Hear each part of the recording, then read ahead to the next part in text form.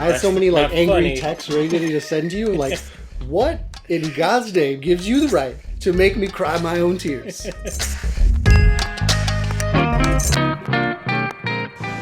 Picture this. On a humid morning in Hong Nu, South Vietnam, two unaccompanied children, aged 4 and 6, climb aboard a bus to Saigon in the hope of finding a way home and to somehow stay alive. The year is 1964. The sister and the brother arrive at the Phu Nguyen bus stop late in the afternoon with nothing but a note from a policeman to help them in their search. But everyone on the sidewalk had better things to do, and the dried blood speckling their clothes probably didn't help. Quang decided they'd have better luck across the street, so he dragged Vaughn into the traffic. Halfway across, a taxi screeched to a stop and honked its horn. "Jesus, you little twerps," the cab driver shouted. "You trying to get killed? Where are your parents anyway?" Good question, Van thought. Mama's hurt and Papa is lost. We need to find Grandma. So this is a memoir of a Vietnamese immigrant and her childhood growing up in Vietnam during the Vietnam War, and then her escape from Vietnam and her life in America. That's the general summary. I feel like this memoir is more about life and how to make the most of it in bad situations. And I think that this would be a very good like Lifetime movie. You know what I mean? Because it's very emotional and there's like a lot of like super dramatic scenes that are kind of like unbelievable, right? Yeah, Vaughn could have died like 5 different times. Yeah, like not that I couldn't believe it. It's just like if this was like if she had wrote a fictional novel of like this Vietnamese girl like escaping Vietnam, like that's not reality. That would never happen that way. You know what I mean? But it's a memoir. It's nonfiction, so it just makes it so much more dramatic, I think. So in general, it's like the life of an orphan as a result of war. Because during the Vietnam War, a lot of kids were left orphans. Could you imagine being like a 4-year-old, 6-year-old, going to like downtown LA on your own on the bus, just looking for your parents, and no one around you like cares at all. It's like, scram, you little rat. They want you out of the way. They're not interested in like helping you, right?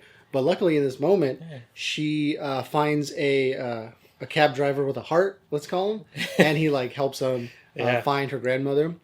And it's kind of a confusing moment in the memoir because I think it's supposed to be confusing, right? Like, because she is confused as to what's happening. So also the readers are confused as to what's happening. And then as we piece it together, she realizes that her mother is very badly injured and she needs to give a note to a grandmother that says, "Hey, Mom is badly injured, come to the hospital," something like that. Yep. And as we're piecing it together, she is also piecing it together.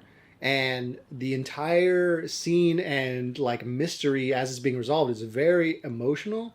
And I think as adults reading it, we piece it together faster than the girl does in the story, right? Yeah, because she's 4.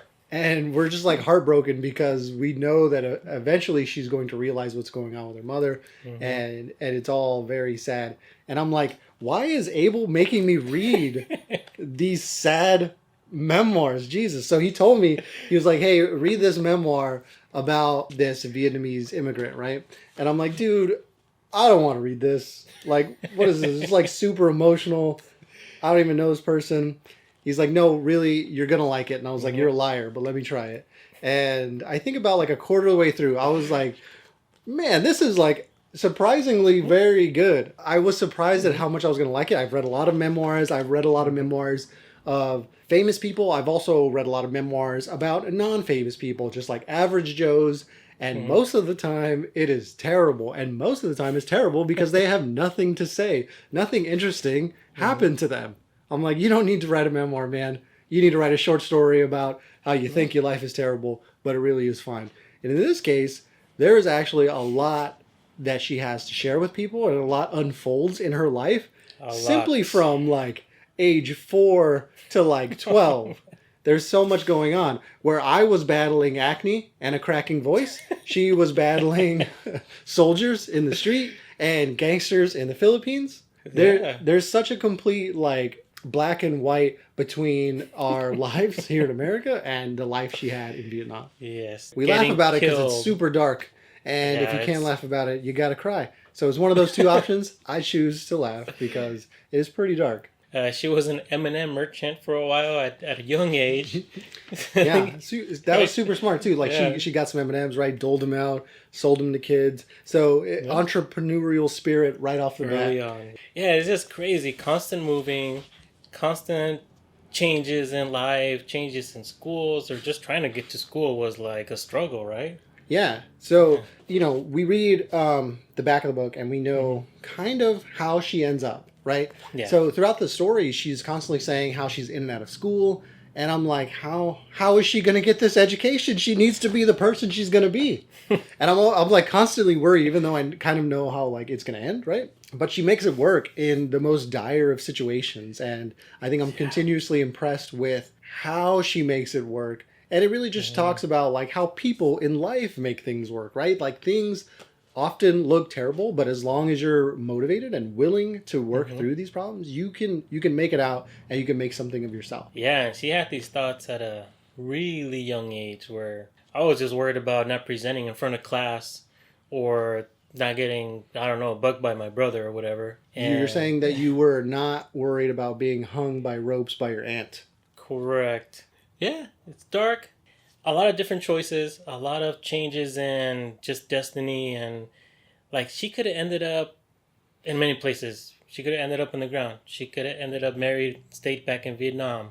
Never wrote this book, never came to the U.S. The fact that she came to the U.S. is essentially totally random because her aunt, which is her adoptive mother, marries a, not really like a GI, just an American. A U.S. contractor. Contractor. Yeah. And he like hates her, sexually assaults her, and she leaves the house.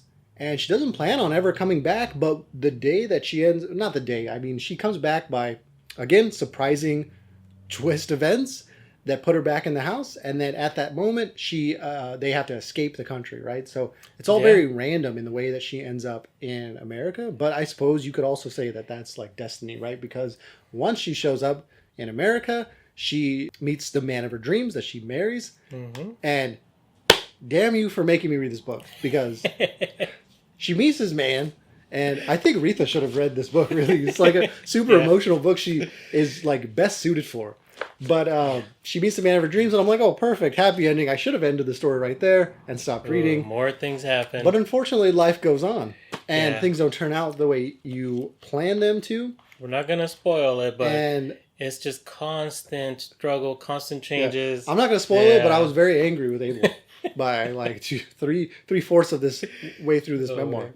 I'm like, why is he making me feel emotions right now?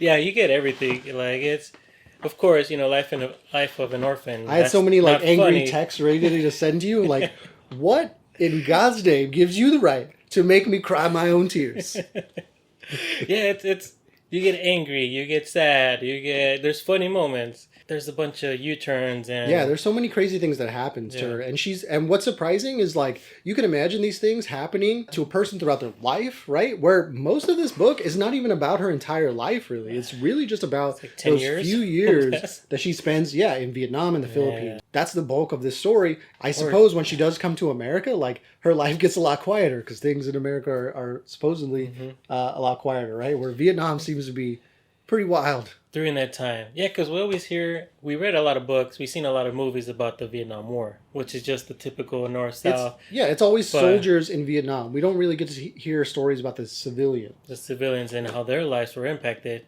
Like even in one scene, because it's like a crazy movie, and which I think they're actually working on a movie, so, keep this in the back of your mind. There's a battle that's happening in her neighborhood where she opens the door and she's witnessing people killing each other in front of her house, like on the street. I don't know. She was like 6, maybe. Like 6 still or 7. pretty young. And then she decides to escape the situation, right? The family does. And they go to the Philippines.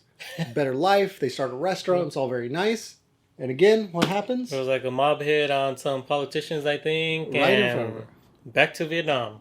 And then even when she goes back to Vietnam, she's continuously trying to escape the war. Or move away from it, right? And she's battling her family life, which, man, her family life is a struggle and a war in its own. It's a lot of changes where the grandma, amazing grandma, she was like, I don't know, what do you call that? She's essentially like... She was the foundation that kept everything She's together. the island in a stormy ocean, And on that island is also a lighthouse. You know what I mean? Yeah. That's kind of how I pictured the grandma.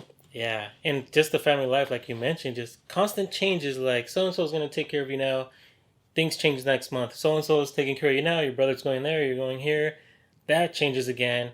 It's like whenever you think the book stabilizes, or just her life stabilizes, or you think things the book, happen. the thing I thought was like, oh, the book's about to get real boring. Yeah, Like at any moment, this memoir about a non-famous person is about to get super boring. I was waiting for that moment where it would get boring, and then I can just like flip through some pages. But it never really got boring because it was always some new event and challenge that she had to overcome, and it was interesting to see that little girl overcome that challenge. So that's just another thing about the book, right? It's just so many different. I think that's what you could do with a lot of memoirs, right? Now it's on the page. Now it's a timeline written out, and you can go back and see like moments in time that changed her life. Getting hit. She got like almost ran over one time. She got almost ran over, dude. 3rd-degree burns. She got ran over, man. She did. It was terrible, and I felt bad. I know I'm laughing, but like I said, it's either laugh or cry. I'm choosing laugh because it is very sad when you read it, and especially after you've read her journey up to that moment. And again, very well edited too, because that moment, just like the moment where we're all confused about what's happening with the cab driver in the note, we're also suddenly hit by that car, just like she's suddenly hit by that car.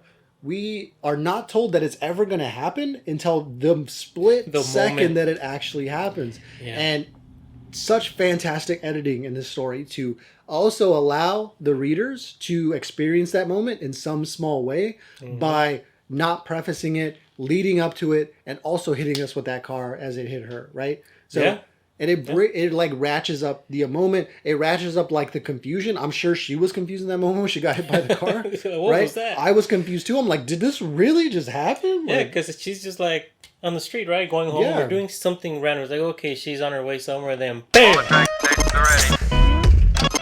And she even gets to talk to the ghost of her mother at least twice. And I'm like, whoa, there's even ghosts in this story, man? That's wild.